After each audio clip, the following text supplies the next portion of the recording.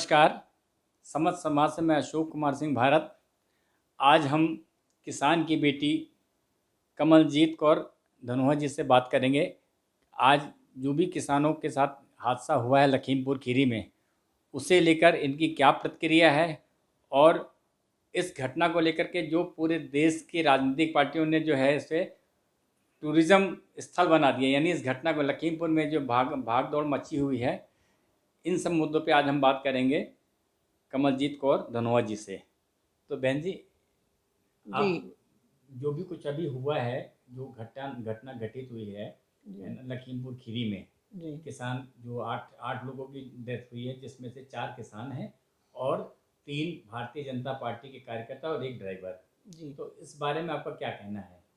जी, पहले तो सर मैं ये बोलना चाहूँगी कि जो भी हमारे वहाँ किसान भाइयों के साथ हुआ बहुत मंदभागा हुआ है।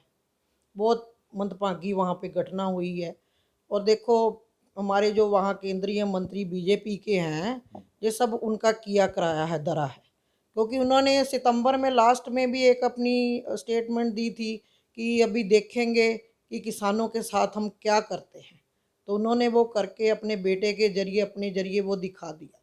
उन्होंने जो वहाँ पे कुश्ती दंगल रखा, उसमें डिप्टी सीएम साहब को बुलाया वहाँ के, और जो हमारे किसान भाई वहाँ पे अपना काले झंडे लेके प्रदर्शन करने के, रोष प्रकट करने गए बीजेपी के लिए, और उस तहत ये जो है उन्होंने हादसा किया, और ये बहुत मंदभागी घटना है। हाँ, जबकि इस बारे में यूपी सरकार का जो बयान है, यह कहना है कि इस घटना को वास्तव में अंजाम किसानों ने दिया। लाठी डंडों से लैस किसानों ने जो है ड्राइवरों पर, यानी काफिला जो था इनका बीजेपी का, उस पर हमला कर दिया। उस हमले में जब घिर गए थे तो ड्राइवर को लगे कि कहीं हम मारे ना जाएं या जान से ना चले जाए। तो हालांकि हुआ भी वही कि जो ड्राइवर जो मारे गए हैं, या जो घटनास्थल पे जो उनके कार्यकर्ता मरे हैं, वो तो अलग बात है, मगर उसके साथ सबसे बड़ी जो बात है वो ये है कि किसान जो मरे हैं, वो कह रहे हैं कि गाड़ी पलटी उसके नीचे दब के मरे हैं। जी नहीं, ये बिल्कुल झूठ है। बिल्कुल एलिगेशन है बीजेपी सरकार का किसानों के ऊपर। अगर किसानों ने कुछ उनके ऐसी कोई बात होती तो वो इतने महीनों से प्रदर्शन ही शांतमय अपना करते दिल्ली के बॉर्डरों पे बैठ के। और हमारे किसान भाई वहाँ भी इतने 600-650 जो जान गंवा चुके, वो ऐसा नहीं होता। फिर इनको हम अच्छी तरह फिर यहीं पे अक्ल दे देते कि इनका अंदर से बाहर निकलना ही बंद हो जाता। फिर इनको दिखाते कि किसान की लाठी क्या होती है। ये सिर्फ बातें अब बीजेपी सरकार वहाँ की बना रही है। जो गुंडागर्दी की है वो केंद्रीय मंत्री ने की है और उसके बेटे ने की है। अच्छा, चलिए, जो भी घटना घटी वो तो दुखदाई है, दुर्भाग्यपूर्ण घटना है। अब चूंकि यूपी सरकार का जो है, जो मृतक परिवार है किसान का, उनसे समझौता हो गया है 45-45 लाख रुपए की मुआवजा राशि के साथ और एक सरकारी नौकरी के साथ। ये तो हो गया, तो इससे आप सहमत हैं?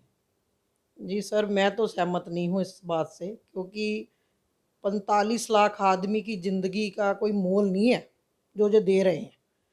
ज़िंदगी इंसान की सबसे बड़ी है, 45 लाख का कोई मोल नहीं है।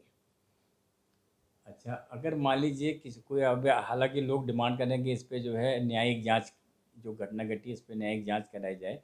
अब न्यायिक जांच में अगर बाय द वे किसान का पक्ष अगर लगता है कि थोड़ा आरोपित है या दोषी निकला है, तो उस पर आपकी क्या प्रतिक्रिया होगी? देखो जी, वहाँ के बीजेपी के वो मंत्री हैं, तो वो अपनी गुंडागर्दी न्यायिक जांच में भी करवाएंगे नहीं नहीं डेफिनेटली। नहीं नहीं, हाई कोर्ट का अगर रिटायर्ड जज अगर इस घटना डिमांड ये चलेगी, हाई कोर्ट के रिटायर्ड जज से इस घटना की जांच कराई जाए, तब ये दूध का दूध पानी का पानी अलग होगा।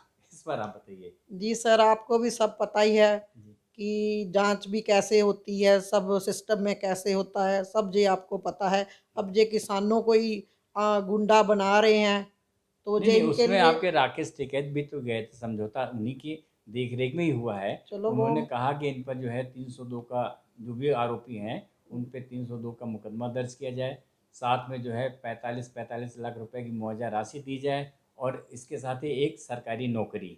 तो उसके बाद भी उन्होंने फिर अपील भी की है मृतक किसान के परिवारों से कि अब इनका संस्कार कर दिया जाए।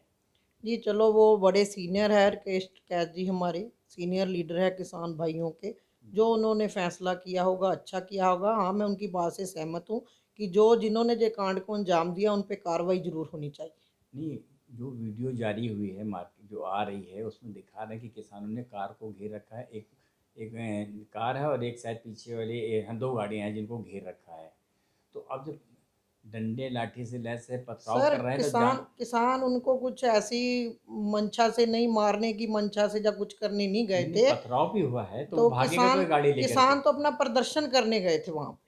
नहीं, प्रदर्शन से आपने शीशे तोड़े, गाड़ी पे चल रहा है, वो तो ऑलरेडी वीडियो। अब तो आज आज के ज़माने में तो हम किसी चीज़ से इनकार ही नहीं कर सकते हैं चलो, कि वो लोग तो गाड़ी के अंदर बैठे हुए थे और गाड़ी को बाहर से घेर रखा था।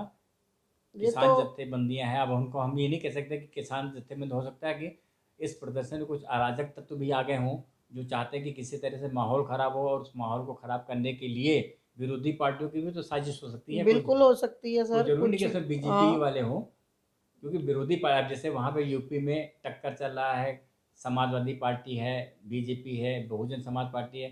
तो हर आदमी चाहता है कि हम किसी तरीके से बीजेपी को बदनाम करें, डिफेम करें, लॉ एंड ऑर्डर को ख़राब करें। तो हो सकता है कि इसमें कुछ अराजक तत्व नहीं, कोई किसी पार्टी का भी नहीं हो सकता है।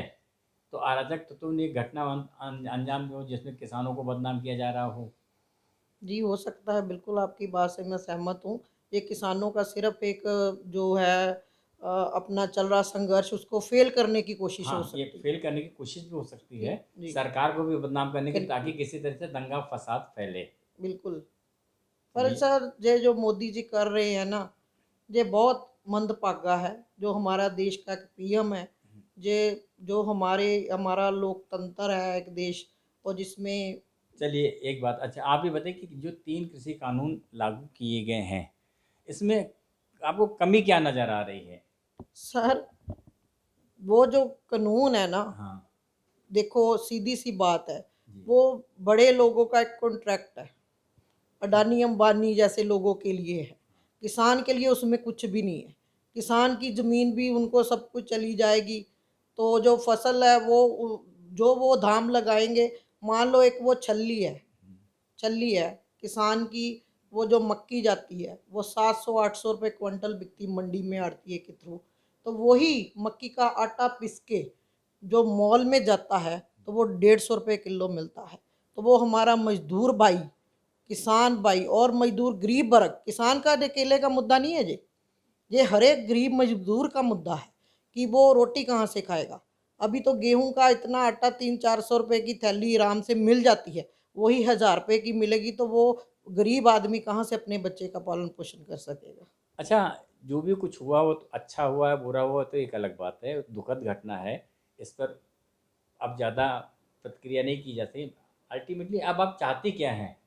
जी, मैं तो सर यही चाहती हूँ कि जो मेरे किसान भाइयों के बाद वहाँ पे साथ हुआ है, ये बहुत मंदभागा है। और वहाँ का जो यूपी का जो लॉ एंड ऑर्डर है इस समय फिर ठीक नहीं था। जो इतनी बड़ी वहाँ पे घटना होगी, कानून व्यवस्था उनकी ठीक नहीं थी, मैं तो यही समझूँगी। और जो मेरे भाइयों जो मृतक भाई हैं मेरे वहाँ पे हुए हैं किसान भाई, तो उनके जो अपराधी हैं, जिन्होंने जी, ये सब कुछ जी, किया जी, है, जी। उनको सज़ा मिले और तभी उनकी आत्मा को शांति मिलेगी। ओ,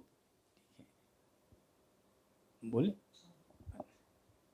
तो अभी जो है बहन कमलजीत कौर जी ने धनुआ ने जो है अपने विचार व्यक्त किए कि जो भी कुछ घटना घटी है वो दुर्भाग्यपूर्ण घटना है, और उस घटना की जितनी निंदा की जाए वो कम है। और इसके लिए उन्होंने ज़्यादातर यूपी के कानून व्यवस्था को दोषी ठहराया है, और साथ में ये भी कहा है कि अच्छा ये हो कि ये हाई कोर्ट के रिटायर्ड जस्टिस की न्यायिक जांच कराई जाए, ताकि दूध का दूध और पानी का पानी हो जाए। और मृतक किसानों की आत्मा को शांति तभी मिलेगी जब सभी आरोपियों को, यानी जो भी आरोपी हैं उनको सज़ा मिले। देश और दुनिया की तमाम खबरों से जुड़े रहने के लिए आप एसएस ट्रांसपोर्ट न्यूज को सब्सक्राइब करें और बेल आइकन दबाना ना भूलें।